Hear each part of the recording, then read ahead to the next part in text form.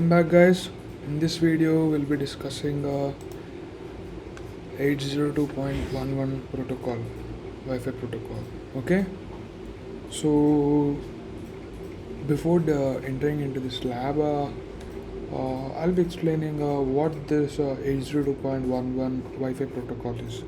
So when you see Wireshark, you look at 802.11. You are basically seeing a detailed view of how the devices are communicating wirelessly, and it shows that the messages that you are sending to each other. And it's like when they connect or exchange the data, Wireshark helps you to understand the nitty gritty details of what's happening in your wireless network. Okay, now we'll be starting with this. So over here it's shown like download the zip file and extract the Wireshark underscore 802 underscore 11.bcap file, and the trace was collected using the AirPcap and Wireshark running on computer in the home network of one of the authors consisting of the Linksys 802.11. Okay, it has been shown that first we have to extract it. Okay, so first of all I'll be opening Wireshark in parallel of it, and as this is running on the Wi-Fi Ethernet port, I'm just entering it to it. I don't need any packet capturing, and I'm opening the Wireshark 802 underscore 11 bcap thing. So yeah, see there are some things over here. So for that since there are since the host and the AP that we are interested in are not only using the devices using channel 6, we'll see a lot of frames that we are not interested in for this lab, so such as beacon frames and the wireless host activities that are taken in trace files. See, for example, the host is already associated with the 30 Muniroi ST AP where the trace begins. At t is equals to 24.82, the host makes an HTTP request to this specific lags alias text, and the IP address of that is 128.119.245.12. And again at 32.82 seconds, the host makes an request to this specific website whose website is same whose IP address is 128.119.240.119. And again at different times it has been sending to different IP address. Okay, so we'll be just seeing what all this have been doing, and similarly in the beacon frames also, these are the things that we ignored in the previous one. Okay, and now we'll be just answering the questions that we have been doing, and I'll be giving you some exercises to do after this. Okay, so firstly, what are the SSDs of the two access points that are running in the most beacon frames in this trace? Okay, so for that, see, when you look over here in the 13th frame, I guess, if you just go over here,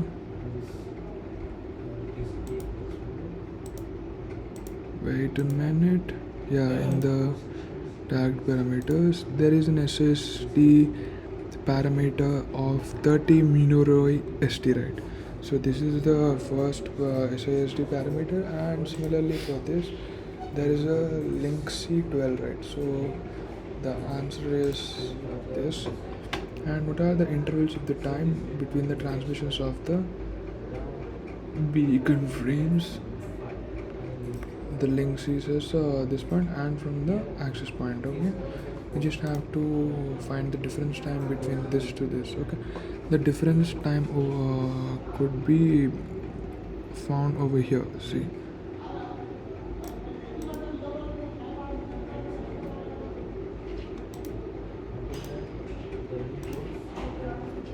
the time difference is 0.004165 000 seconds. Okay.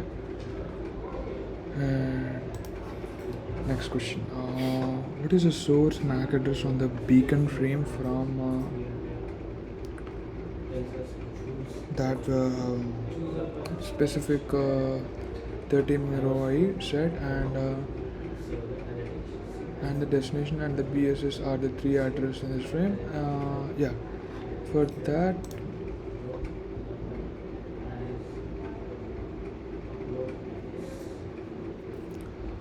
when you look at this,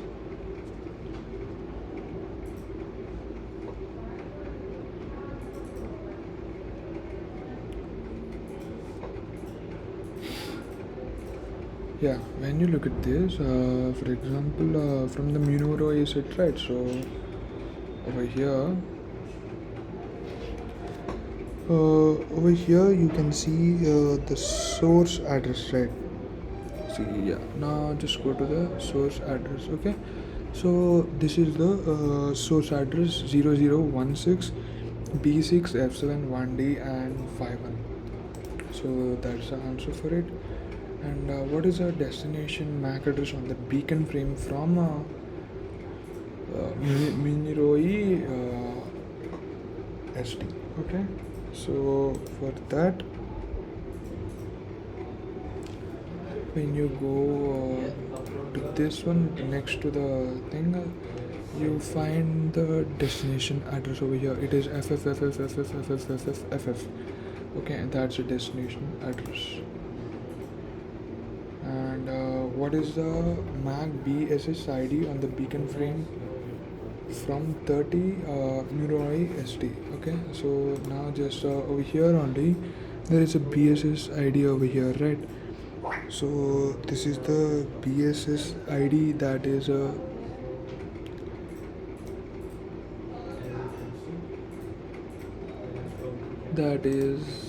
0016B6F7 1D51 for the Cisco server router, and for the Linksy router server it is the 52B256722 and 94. Okay. See, and similarly, there are multiple questions which are present over here. When you perform this experiment and follow these particular steps, I think you would be getting the answers. As I have said these first 6 answers. Similarly, there is no much difference. Just going to another packets and another traces, you'll just have to find another things. Okay, and I hope so by this series of the videos that I have been teaching you of the Wireshark micros, now you must have been in a confident state of performing these exercises in Wireshark, right? Like how to start with the Wireshark and performing the HTTP protocol, DNS protocol, TCP protocol, UDP protocol, IP, NAT, DHCP, ICMP, Ethernet, ARP, 802.11 Wi-Fi portal. And you must know what these protocols are and how do these work, and meet you with another series of videos. Thank you.